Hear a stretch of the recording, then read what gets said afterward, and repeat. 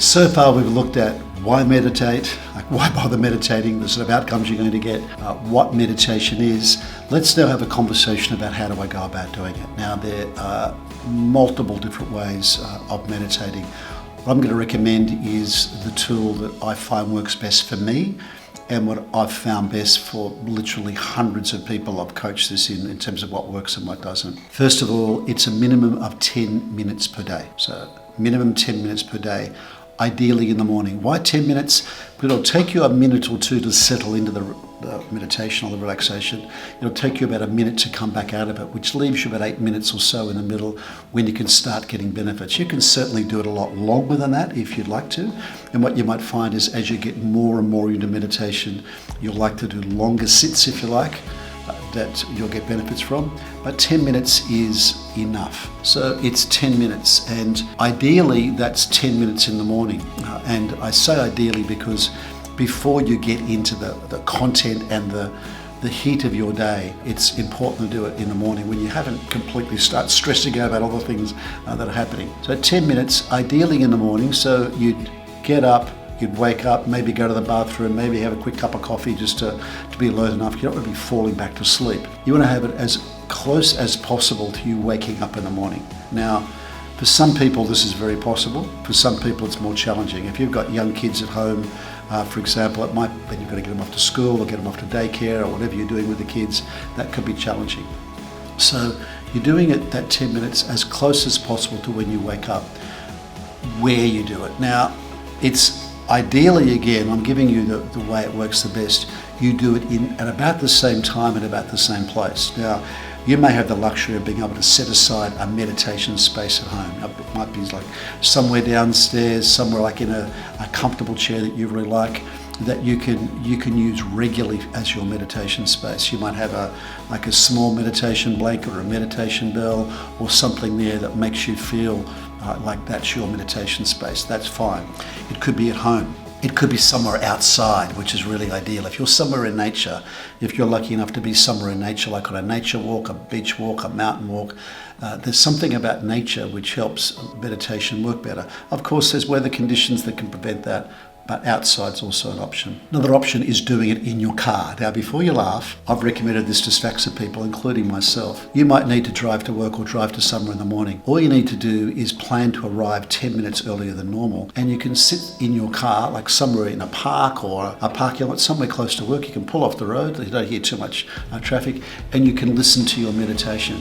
Because what I'm recommending is that you listen to your meditation, whether you're listening to me or listening to some other guidance, you're listening to this. So you park the car somewhere safe and you sit in the car and do that first thing in the morning. So it could be the car, in your car, could be the where, or it could be the last resort is at work, if that's where you're going.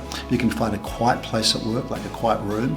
Again, the same place tends to work because that place will capture the spirit of your meditation. And when you sit in that chair or come to that place, it will help elicit this meditative feeling that we're after. So we're after 10 minutes, we're after as early as possible in the morning, and we're after the same place. That's the how pieces, if you like. And you want to have this place somewhere where you're not going to get interrupted. Like someone's not going to come in and offer you a cup of coffee, or if you are around people, you might tell them, hey, I'm just going to have my meditation for 10 minutes. Would you mind just leaving me undisturbed? Other thing that's important about your place is it's important if it's quiet. You haven't got noise that's distracting you too much. So it's quiet, you're not going to get interrupted, and it's the same place that you can keep going back to. Now, another question I often get is, do I need any tools? Now, there's a lot of, and I'm a victim of this myself.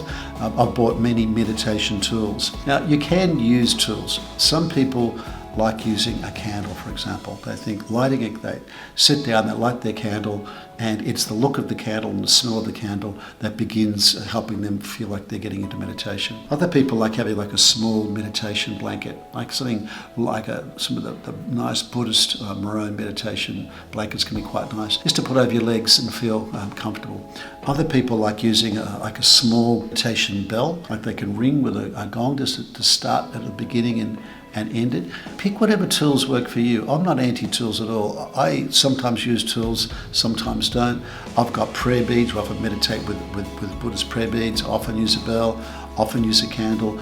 I vary my meditation so that I might do it one way for 3 or 4 months, then I'll change it because I find sometimes those tools stop working. But by all means, use tools such as that. The final thing on the how, unless you're a very experienced meditator, is you must use guidance. Now, I'm going to recommend in the notes to this video some apps that I really like. One app I really like is an app called Calm, C-A-L-M, and a woman on Calm called Tamara Levitt. I really love her programs. I like her voice. I like the way that she instructs me or guides me through meditation. Another one I'll be recommending to you is me. I'll be giving you some meditations you can listen to that I guide, because you might like my voice or you may not. You don't like my voice, I won't get offended, that's okay. I'm giving you that as an option. So find a voice or find a style. Tons of apps, as you'll see in the notes here. Lots of different apps you can use, lots of different voices you can use, lots of different approaches you can use. The ones I recommend will be ones that follow these mindfulness ideas I talked about with you earlier, like that non-judgmental awareness. Some of the apps have like more intention around them, like they're more about improving health or more about reducing stress or more about improving decision making. And the guidance I'm giving you will be the same. It'll have the same sorts of directions. Other meditations have no goal in them at all. It's just having that pure meditation of just sitting. And a lot of the Buddhists like to say, in sitting you just sit. You're just sitting. There's no having an objective. For some meditators, sort of spoils the point. And in lots of ways, I agree. Like going into it with too many objectives or too many goals, if you like, makes it too much like normal life. Essentially, all you really need is that peace that we talked about earlier, that non-judgmental awareness to what arises. That's what you need, and everything else happens as a result. But some meditations, if you're very keen, you can make them have them a little more goal-oriented, or a bit more of an objective around them.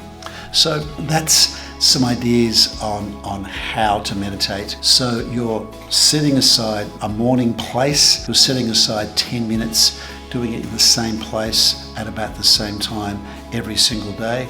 On weekends or when you have more time, you might want to expand that time out to say, make it half an hour where you're meditating for 20 minutes, that half hour on the weekend, just to reset. And you'll find the more you meditate and the longer you meditate, the better you'll get these benefits, and the more your life will improve. So that's how to meditate. Let's get on to the meditations themselves.